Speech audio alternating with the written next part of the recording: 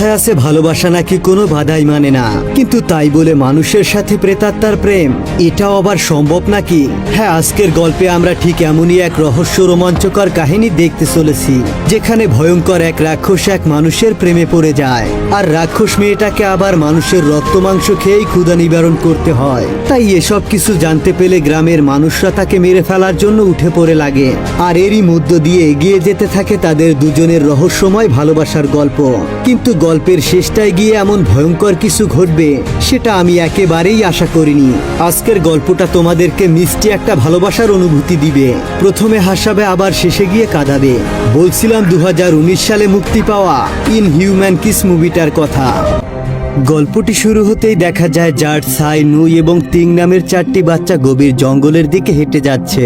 তারা চারজনে একে অপরের খুবই ভালো বন্ধু। জঙ্গলের দিকে যেতে যেতে তারা একটি পরিত্যক্ত বাড়ির সামনে এসে দাঁড়িয়ে পড়ে। তখন জাট সবাইকে বলে এই বাড়ির ভেতরে একটা অদৃশ্য আত্মা ঘুরে বেড়ায় এবং রাতের বেলায় কেউ যদি এই বাড়ির সামনে আসে তাহলে তাকে মেরে ফেলে। এই কথা শুনে সবাই একটু ঘাবড়ে যায়, কিন্তু জাট তখনই হেসে ওঠে আর সবাইকে বলে, আরে ধুর বোকা, আমি তো তোমাদের সাথে মজা করছিলাম। এরপর জাট সবাইকে এখানে লুকোচুরি খেলার জন্য চ্যালেঞ্জ জানায়, আর সবাই তার এই চ্যালেঞ্জ অ্যাকসেপ্ট করে নেয়। তিং একটি গাছের আড়ালে লুকিয়ে কাউন্টডাউন শুরু করে দেয় এবং বাকি সবাই নিজেদের মতন করে লুকিয়ে পড়তে থাকে।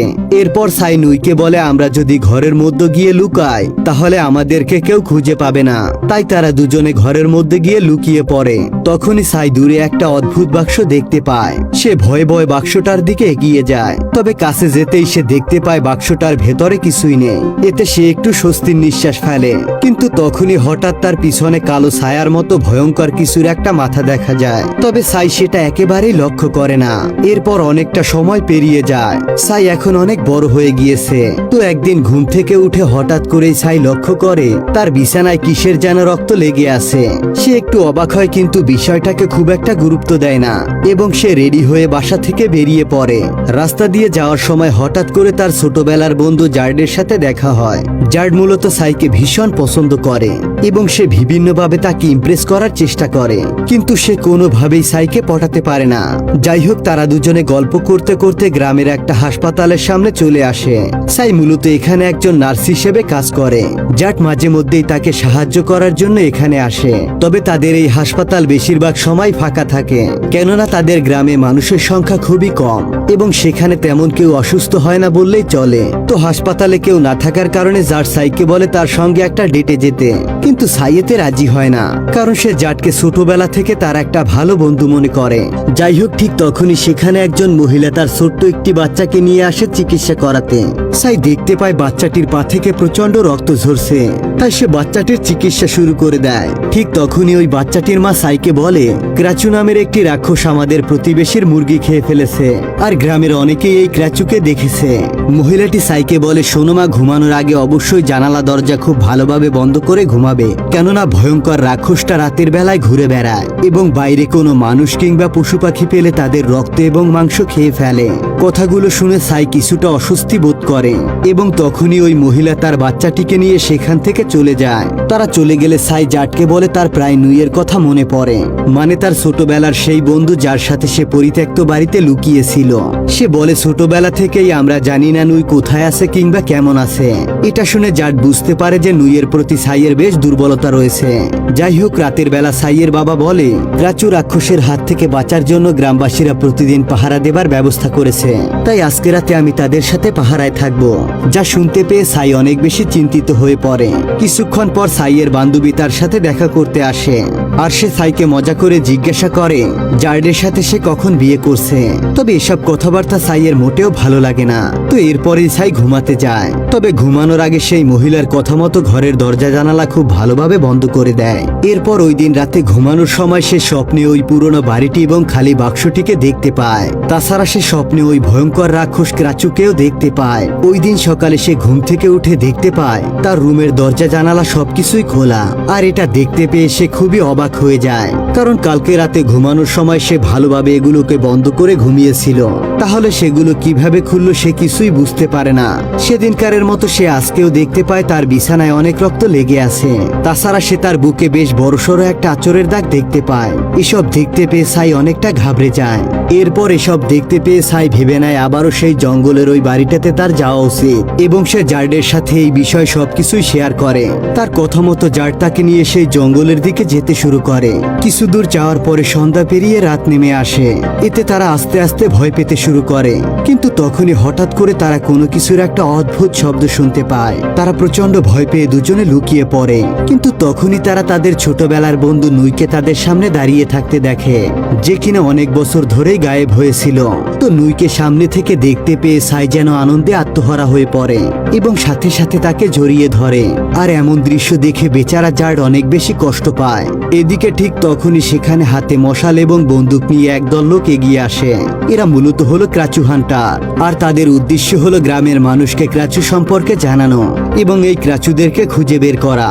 এরপর ক্রাচু হান্টারদের লিডার গ্রামবাসীদেরকে বলে ক্রাচু প্রথমেই গৃহপালিত পশু পাখির উপর আক্রমণ করে, তারপর এক পর্যায়ে পশু পাখির সংখ্যা শেষ হয়ে গেলে তারা এক পর্যায়ে মানুষের উপর আক্রমণ করবে। এটা শুনে মুহূর্তের মধ্যে গ্রামের মানুষের মধ্যে আতঙ্কের সৃষ্টি হয়। এরপর তাদের লিডার গ্রামবাসীকে একটা ক্রাচুর কাটা মাথা দেখিয়ে বলে ক্রাচু হলো এক ধরনের অভিশাপ যা খুবই দ্রুত ছড়িয়ে পড়তে পারে। এমনকি ক্রাচুরা পানিতে থুতু ফেললে সেই পানিও অভিশপ্ত হয়ে যায়, আর কোনো মেয়ে যদি এই পানি পান করে তাহলে সেও ক্রাচুতে পরিণত হয়ে যায়, এবং ছেলেরা যদি সেই পানি পান করে তাহলে প্রচন্ড যন্ত্রণায় ছটফট করতে করতে মারা যায়। যাই হোক, এদিকে সাই নুইকে তার হসপিটালে থাকার একটা ব্যবস্থা করে দেয়। নুইয়ের প্রয়োজনীয় জিনিসপত্র গুছিয়ে দিয়ে সাই এবং জার্ড বাড়ির দিকে ফিরতে শুরু করে, কিন্তু হঠাৎই সাই তার শরীরে অদ্ভুত কিছু অনুভব করে। এরপর সে জার্ডকে বলে তুমি চলে যাও, আমি একাই বাড়িতে যেতে পারবো। এরপর বাড়ি ফিরে এসে সাই ঘুমিয়ে পড়ে, আর সকালে উঠে সে আবারও আগের মতো বিছানায় রক্ত দেখতে পায় এবং সেই সাথে এবার তার মুখের মধ্য থেকে রক্তভূমি বের হতে থাকে। এরপর সে রুম থেকে বাইরে বেরোতেই দেখতে পায় একটা মহিষ খুব বাজেভাবে মরে পড়ে আছে, অর্থাৎ ক্রাসু মহিষটাকে মেরে তার রক্ত মাংস খেয়ে ফেলেছে। এরপর নুই সাইকে বলে জার্ড গ্রামের ক্রাসু হান্টারদের দলে যোগ দিয়েছে। তখন নুই জার্ডকে বলে তোমার তাদের সাথে যোগ দেয়া একেবারেই ঠিক হয়নি, এই মানুষগুলো খুবই হিংস্র। তবে জার্ড এসব কথা মানতে নারাজ। সে বলে আমি ক্রাসুর হাত থেকে সবাইকে রক্ষা করতে চাই। তো ওই দিন রাতে ক্রাচু হান্টাররা গ্রামে টহল দিতে বের হয়। তাদের সাথে যোগ দেওয়ার আগে জার্ড বাইরে থেকে সবাইকে ঘরের দরজা জানলা বন্ধ করে ঘুমাতে বলে, কিন্তু ওই রাতেই সাইয়ের হঠাৎ করে খারাপ লাগতে শুরু করে।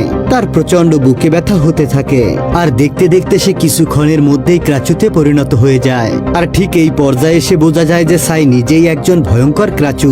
প্রতি রাতে সে যে স্বপ্নগুলো দেখতো এই সবই আসলে তার সাথে ঘটে যাওয়া আসল ঘটনা। যাই হোক, ওই রাতে সাইয়ের বান্ধবী তার ছোট বাচ্চাটাকে খুঁজে পাচ্ছিল না। তখন সে কাঁদতে কাঁদতে ক্রাচু শিকারীদের কাছে এসে সাহায্য চায়। ঠিক সেই মুহূর্তে সবাই ক্রাচুটাকে হাওয়াতে উড়তে দেখতে পায়, আর তাদের লিডার সেটাকে তাক করে গুলি ছুড়তে শুরু করে। আর তখনই জার্ড ওই হারিয়ে যাওয়া বাচ্চাটিকে খুঁজে এনে তার মায়ের কাছে ফিরিয়ে দেয়। এদিকে নুই ক্রাচুকে ফলো করতে গিয়ে দেখতে পায় ক্রাচুটা সাইয়ের রুমের জানালা দিয়ে ঢুকে পড়েছে। তখনই নুই জানালা দিয়ে উকি মেরে দেখতে পায় তার ভালোবাসার সাই হলো আসলে ক্রাচু, কিন্তু সে এই ব্যাপারটাকে সবার থেকে গোপনে রাখে, কারণ সে সাইকে প্রচন্ড ভালোবাসতো। পরের দিন সকালে সাই হসপিটালে এসে নুইকে কোথাও খুঁজে পায় না। এরপর সে অনেক খোঁজাখুঁজির পর সে অনেক ভেঙে পড়ে। তার খুবই কষ্ট হচ্ছিল, কারণ সে বুঝতে পারছিল নুই সবটা জানতে পেরে তাকে ছেড়ে চলে গিয়েছে। এদিকে নুই হসপিটাল থেকে পালিয়ে একটি মন্দিরে গিয়ে আশ্রয় নেয়।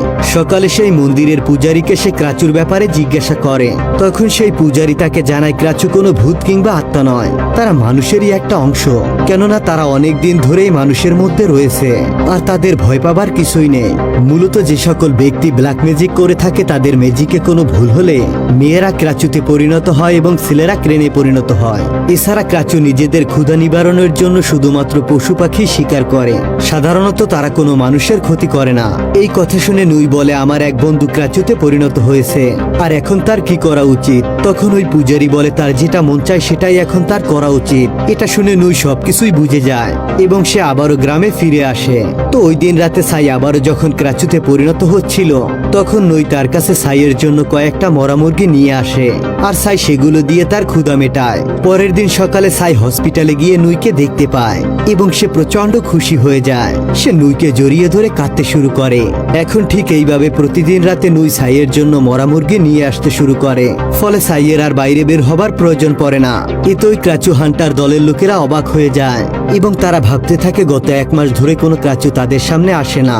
এদিকে নুইও খুঁজতে থাকে কিভাবে সাইকে সুস্থ করা যায়। অনেক কষ্টের পর সে জানতে পারে জঙ্গলে ক্রাচু নামের একটা গাছের পাতার রস খেলে সাই ধীরে ধীরে সুস্থ হয়ে যেতে পারে। এটা জানার পর নুই অনেকটা আশা ফিরে পায়। অন্যদিকে সাই হসপিটালে একটা বাচ্চা মেয়ের চিকিৎসা করছিল।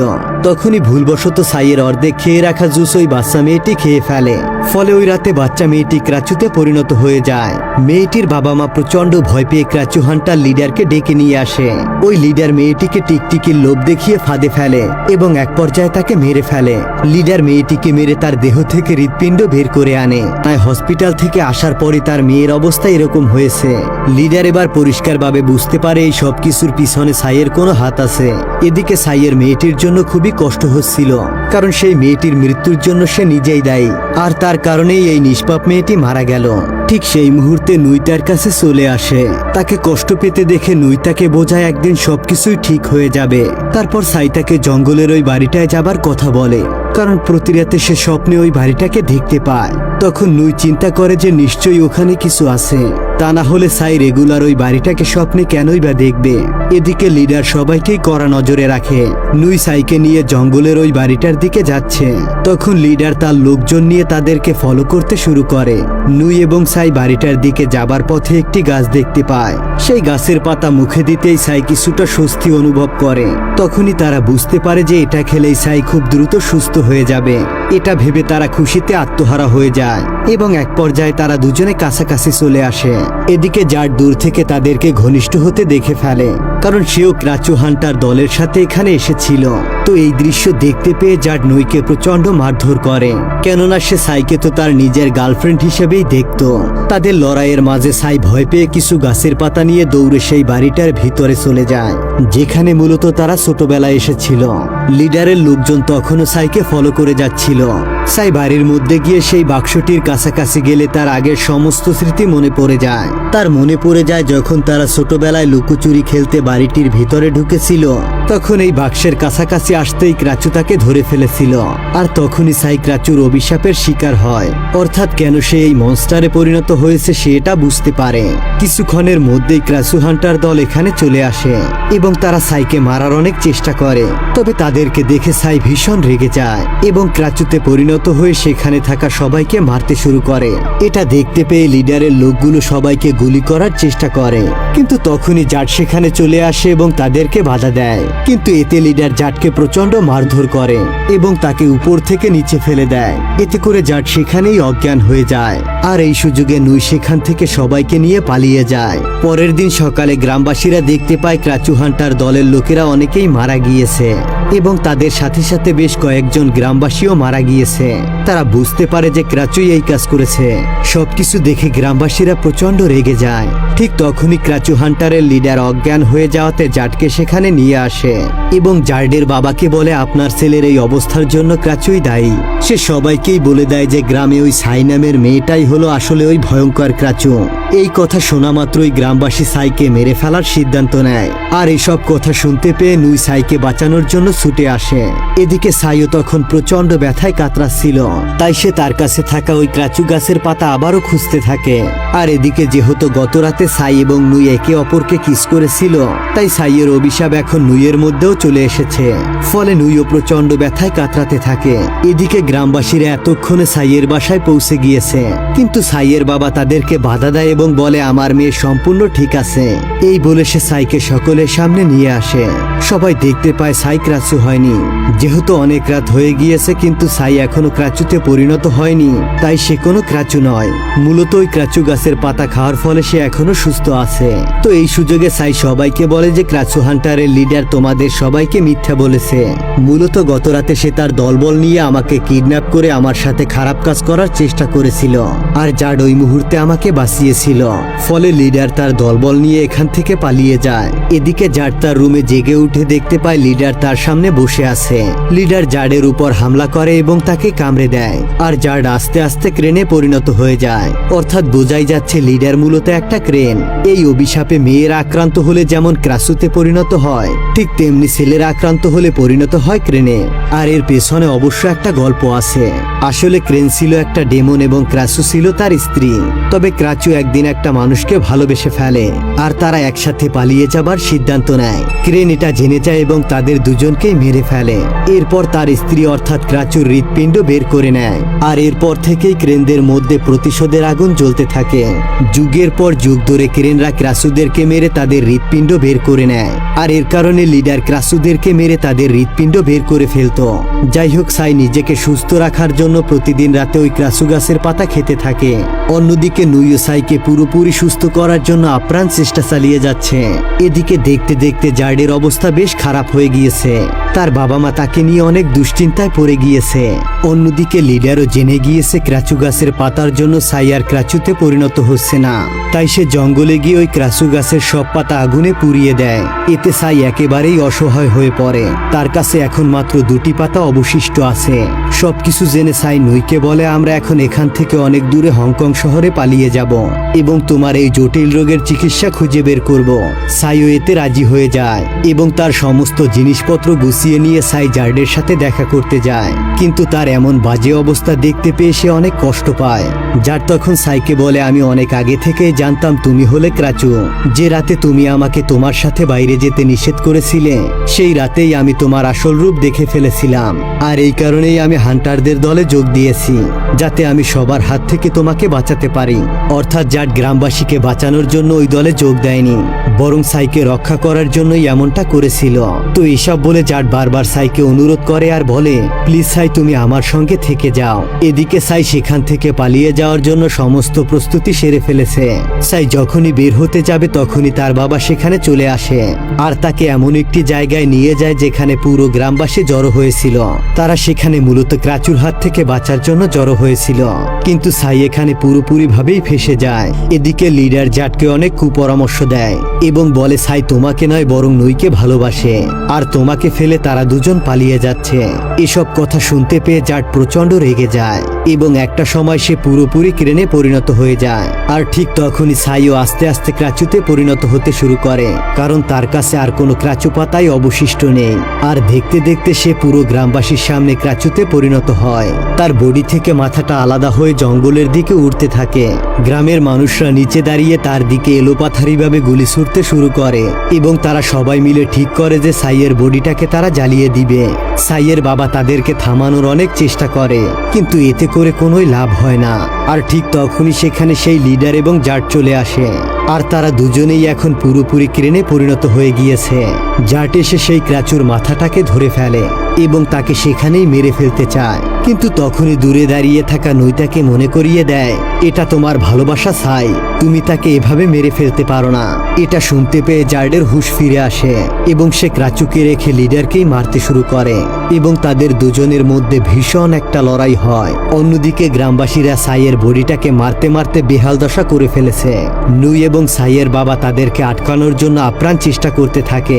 এদিকে লিডার জাটকে মারতে মারতে ঘায়েল করে ফেলে এবং জার্ডের বাবা মায়ের সামনে তার হৃৎপিণ্ড বের করে আনে। এরপর লিডার গিয়ে সবাইকে মারার চেষ্টা করে আর ঠিক তখনই সেই মন্দিরের পূজারী একটা বন্দুক নিয়ে সেখানে চলে আসে এবং লিডারকে গুলি করে মেরে ফেলে। এরপর পূজারী নুইকে বলে, সাইয়ের বডি নিয়ে নদীর কিনারায় চলে যাও। নুইও ঠিক তাই করে আর তাদের পিছনে জার্ডের বাবা মা এবং গ্রামবাসী যেতে শুরু করে। নদীর কিনারায় নুই সাইকে নিয়ে পৌঁছে গিয়ে সাইকে একটা নৌকায় উঠায় এবং সাইকে বলে, তুমি চিন্তা করো না, এবার তুমি খুব দ্রুত ভালো হয়ে যাবে।